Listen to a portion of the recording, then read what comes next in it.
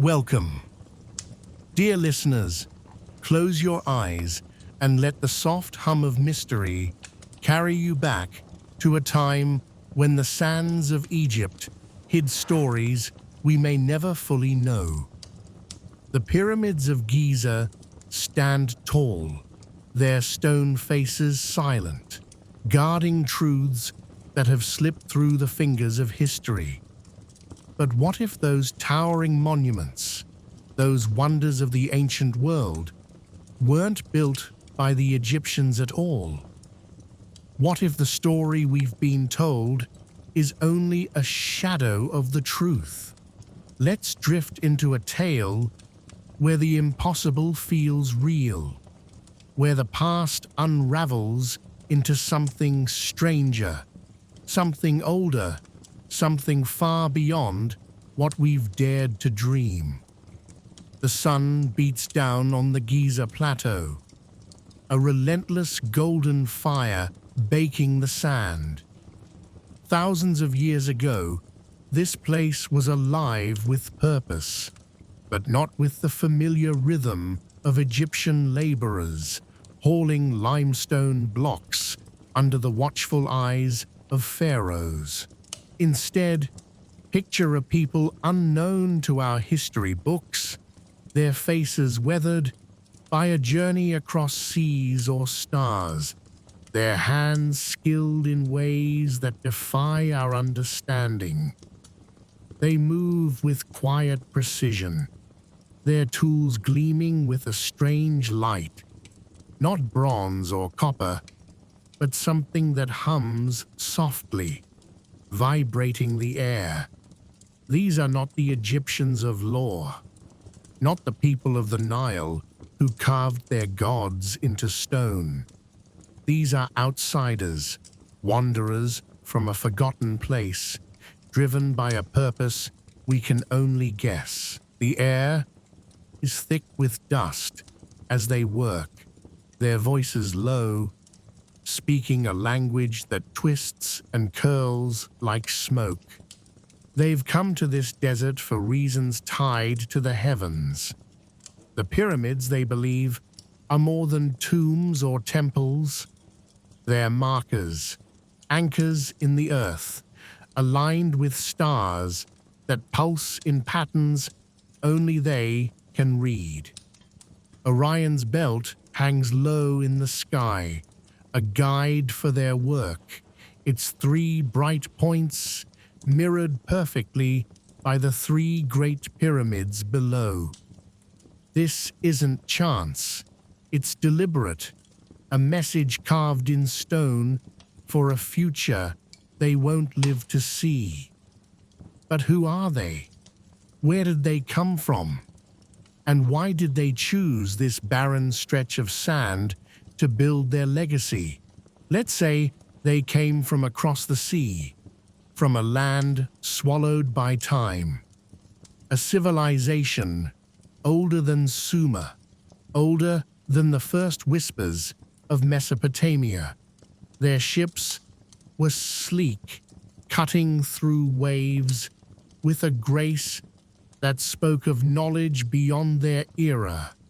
They carried with them secrets of stone and sky, of mathematics that danced like poetry, of machines that moved with the precision of a beating heart.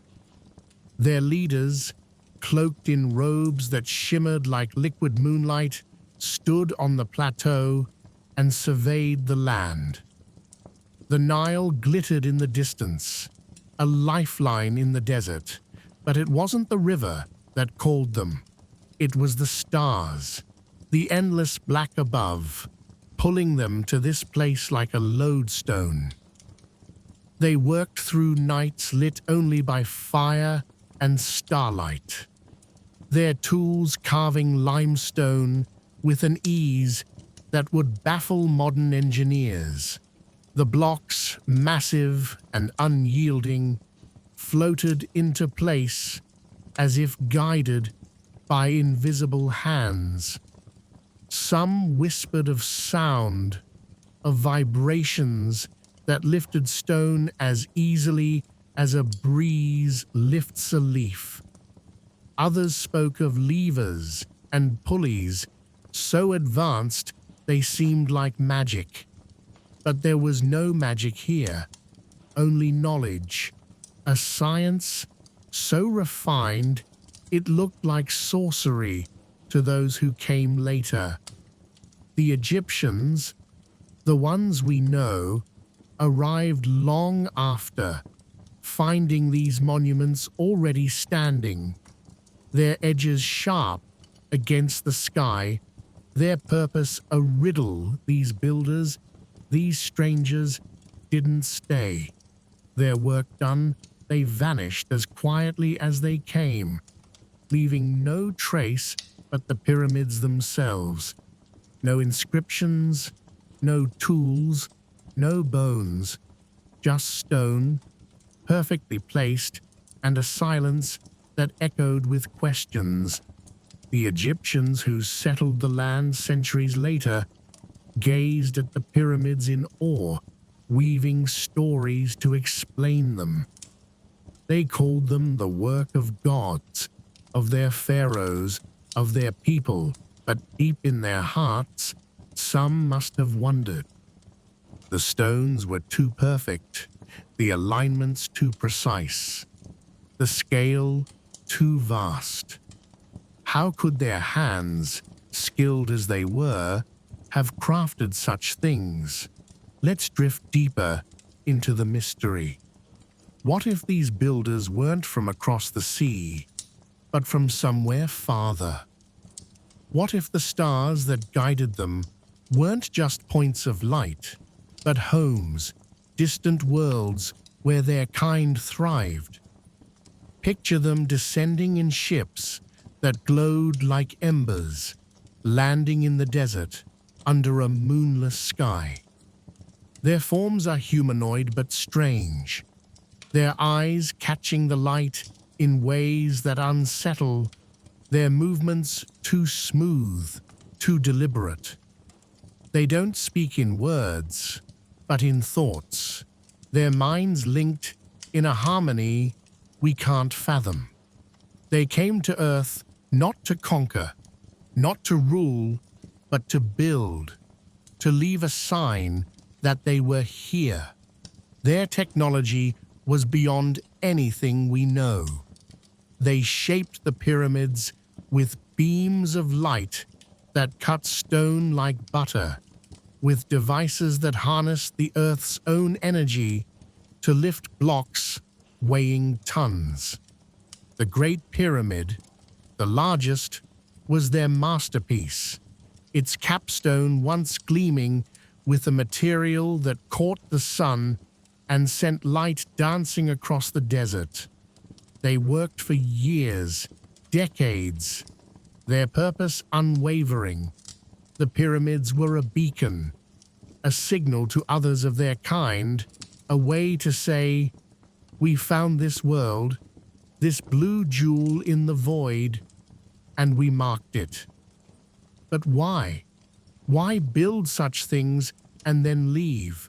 Perhaps they were fleeing something, a cataclysm on their own world, a darkness that drove them across the cosmos. The pyramids were their refuge, a place to store their knowledge, their history, encoded in the angles and measurements of the stone. The golden ratio, the precise alignments, the hidden chambers we're only now beginning to find. These were their library, their archive, meant for a day when their kind might return. Or perhaps they built for us, for the people who would come later, a gift to spark our curiosity, to push us toward the stars. The Egyptians, when they found the pyramids, didn't know what to make of them. They were a young people, their civilization just beginning to bloom along the Nile. They saw the structures and felt a pull, a sense of something greater. They claimed the pyramids as their own, building their myths around them, burying their kings in the shadows of these giants. But the stories didn't quite fit. The pyramids were too old, too perfect, their construction too advanced for the tool of the time. The Egyptians' own records spoke of quarries and sledges, of ramps and sweat, but the math didn't add up. The stones were cut with a precision that seemed impossible, the alignments too exact for a people just learning to map the stars. As centuries passed, the pyramids stood unchanged, their secrets locked in stone. Other cultures came and went, their eyes drawn to the Giza plateau. The Greeks called them wonders, the Romans marveled at their scale, and still, no one could say for certain how they came to be. The builders' tracks were gone, erased by wind and time. Their tools, if they left any, were buried or taken, their language lost to the ages. But whispers remained, tales of strange visitors, of lights in the sky, of a people who walked the earth before history began. Let's weave another thread into this tale. What if the builders weren't from another world, but from a lost age of our own? A civilization that rose and fell before the flood, before the ice, before the stories we tell ourselves about the dawn of humanity. They were our ancestors, but not as we imagine them. They were advanced, their cities gleaming with stone and metal, their minds sharp with knowledge we've forgotten. They sailed the seas, mapped the stars, and built machines that rivaled those of today. The pyramids were their crowning achievement, a testament to their skill, a warning to those who would follow. This lost civilization, let's call them the first ones, thrived in a world greener than the one we know. The Sahara was a savanna then, lush with rivers and life. They built the pyramids not as tombs, but as observatories, as power sources, as temples to a science that blurred into spirituality. The Great Pyramid hummed with energy, its chambers resonating with frequencies that could heal, could communicate, could connect with forces beyond the earth. But their time was short. A catastrophe, perhaps a flood, perhaps a shift in the earth's crust, wiped their cities from the map, leaving only the pyramids, built to withstand the ages. The Egyptians, when they came, found these relics of a forgotten world. They didn't understand them, but they felt their power. They built their own temples nearby, their own pyramids, smaller and cruder, trying to capture the magic of what they'd found. They told stories of gods and kings, but the truth was buried beneath layers of myth. The first ones were gone, their knowledge scattered, their machines silent. Only the stones remained, speaking in a language no one could read. Now let's pull back, let the desert fade, and consider the weight of this idea. If the pyramids weren't built by Egyptians, what does that mean for us? It means our history is incomplete, a puzzle with missing pieces. It means there were minds, hands, hearts that shaped the world in ways we can't imagine. Whether they came from across the sea, from the stars, or from a lost age of our own Earth, the builders left us a challenge. They left us the pyramids, not as a monument to their greatness, but as a question. Can we rise to their level? Can we uncover their truths? The night grows deeper, the stars brighter, and the pyramids stand as they always have, silent and eternal. Their stones hold secrets we may never unlock, but the search itself is a kind of magic. It pulls us forward, makes us wonder, makes us dream. Whoever built them, whatever their purpose, the pyramids are a bridge between the past and the future, between the earth and the sky. They ask us to look up, to question, to seek. And as you drift towards sleep, let that question linger.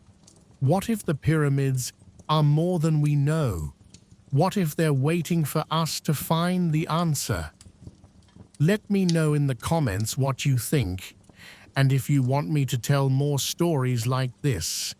Don't forget to like, subscribe, and hit that notification bell so you don't miss the next one. And now, dear listeners, we are diving into a story, the lost civilization of Egypt. As the moon casts its silver glow over the endless dunes, a soft whisper seems to rise from the sands of Egypt, where secrets of a lost civilization sleep beneath the stars. The night is calm, the air heavy with the weight of ages, inviting you to drift into a story that feels like a dream, woven from the threads of time itself. Close your eyes, let the world fade, and step into the ancient land where gods walked among mortals, where pyramids pierced the heavens, and where a people crafted wonders that still defy the imagination. Long ago, when the Nile River was the lifeblood of a thriving world, Egypt was not just a land, but a heartbeat. Its waters shimmered under the sun, cradling a civilization that seemed to spring from the divine. The people who lived here, in a time so distant, it feels like myth, built a society that pulsed with artistry, wisdom, and mystery. Their cities glowed with life, their temples echoed with chants, and their stories were etched into stone, meant to last forever. But forever is a tricky promise, and even the mightiest civilizations can slip into the shadows. The Nile was their cradle, its floods bringing fertile soil that nourished their fields. Along its banks, villages grew into bustling cities, and the people learned to harness the river's gifts. They sowed barley and emmer wheat, their hands coaxing life from the earth. Fishermen cast nets into the water, pulling out fish that gleamed like silver under the sun. Papyrus reeds swayed in the breeze, their stalks harvested to create the world's first paper, where scribes recorded the deeds of kings and the will of gods. The river was more than sustenance. It was a sacred vein, connecting the people to the divine forces they revered. In this land, the gods were ever present. Ra, the sun god, sailed his golden bark across the sky each day, his light warming the faces of those who prayed to him. Isis, the mother goddess, wove magic through the hearts of the devoted, her love a shield against chaos. Osiris, lord of the underworld, promised eternal life to those who lived justly. The people built temples to honor these deities, their walls adorned with vivid paintings of gods and mortals intertwined. Priests chanted hymns as incense curled into the air, carrying prayers to the heavens. Every ritual, every offering was a thread in the tapestry of their faith, binding them to the eternal. The pharaohs, seen as gods in human form, ruled with divine authority. Their word was law, their will shaping the land. They were not just kings, but bridges between the mortal and the divine, tasked with maintaining Ma'at, the cosmic order that kept chaos at bay. Each pharaoh's reign was a chapter in Egypt's story, their names carved into obelisks and sung in songs. Some, like Khufu, dreamed of eternity and built monuments to touch the stars. Others, like Hatshepsut, defied tradition, ruling with a strength that echoed through time. Their courts buzzed with nobles, scribes, and artisans, each playing a role in the grand symphony of the kingdom. The pyramids, those towering sentinels of stone, rose from the desert like mountains crafted by human hands. The Great Pyramid at Giza, built for Khufu, stood as a testament to their ambition. Thousands toiled under the sun, moving blocks of limestone and granite with a precision that still baffles the modern mind. These were not mere tombs, but gateways to the afterlife, where the pharaoh's soul could ascend to join the gods. Inside, chambers held treasures, golden masks, alabaster jars, and amulets carved with spells to guide the dead. The pyramids were more than stone. They were dreams of immortality, built to defy the erosion of time. Beyond the pyramids, the people filled their cities with beauty. In Memphis, the capital, markets overflowed with goods, spices from distant lands, linen as soft as a whisper, and jewelry that sparkled like the Nile under moonlight. Artisans carved statues of gods and kings, their hands steady as they shaped stone into stories. Painters mixed colors from earth and minerals, splashing temple walls with scenes of battles, harvests, and divine councils. Musicians played harps and flutes, their melodies drifting through the air as dancers moved in graceful steps. Life was a celebration, each moment a brushstroke on the canvas of their world. The scribes, keepers of knowledge, were the memory of the civilization. They sat cross-legged in the shade of temples, their reed pens scratching across papyrus. They recorded taxes, treaties, and the deeds of pharaohs, but also poems and tales of love and loss. Their hieroglyphs, a language of symbols, danced across stone and scroll, preserving the wisdom of generations. Schools trained young boys to become scribes, teaching them to read the signs that told of stars, seasons, and the will of the gods. Knowledge was power, and the scribes were its guardians. Their work a bridge between past and future. Yet for all its splendor, this civilization was not immune to the tides of time. The Nile's floods could fail, leaving fields barren and bellies empty. Rivalries among nobles sparked intrigue, weakening the throne. Foreign invaders, drawn by Egypt's wealth, came with swords and chariots, testing the kingdom's strength. The Hyksos, a mysterious people from the east, swept in with new weapons, their chariots thundering across the sands.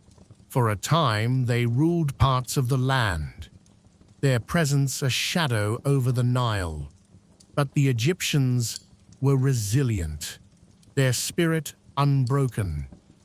Leaders like Ahmose rose to drive out the invaders, restoring the glory of the kingdom. As centuries passed, the world around Egypt changed. New powers rose. Assyrians, Persians, Greeks, each leaving their mark.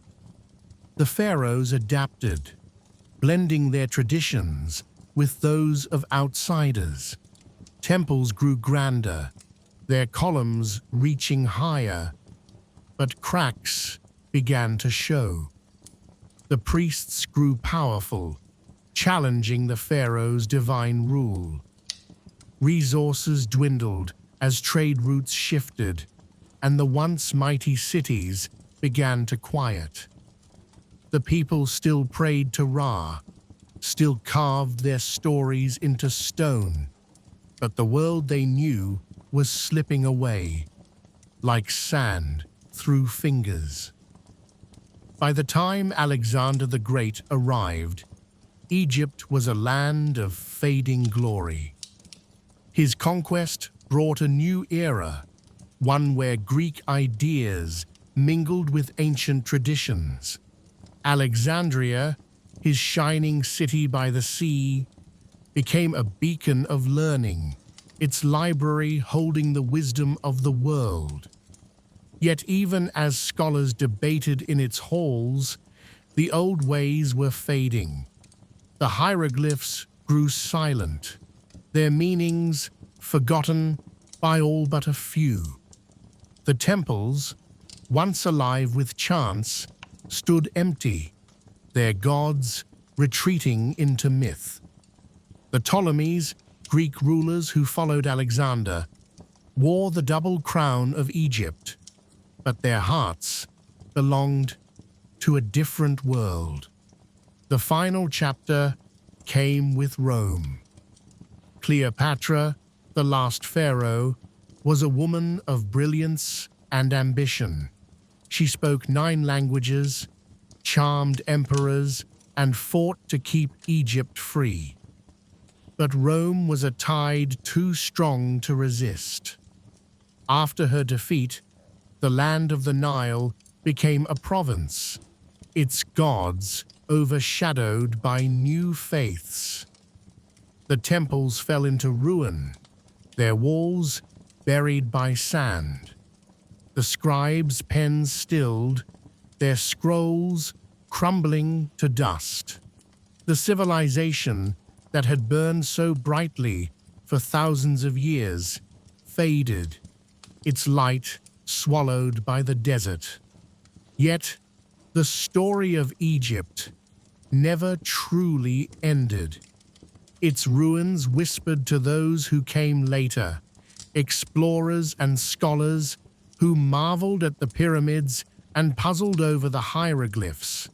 In the 19th century, a stone found at Rosetta unlocked the language of the ancients, letting their voices speak again. Archaeologists uncovered tombs filled with treasures, golden coffins, jeweled scarabs, and mummies wrapped in spells. Each discovery was a window into a world that refused to be forgotten, a civilization that still captivates the heart. The pyramids still stand, their edges softened by time, but their presence unshaken. The Nile still flows, its waters carrying echoes of the past. The gods may sleep, but their stories linger in the wind, in the carvings, in the dreams of those who walk the sands. Egypt's civilization was lost, but not gone. It lives in the stones, in the stories, in the wonder it inspires. As you drift towards sleep, imagine the Nile's gentle ripples, the glow of a temple under starlight, and the whisper of a people who built a world that still shines through the ages. And so, the story closes, like the night sky folding its wings. Rest easy now. Let dreams carry you further than words ever could. Good night, until we meet again beneath the stars.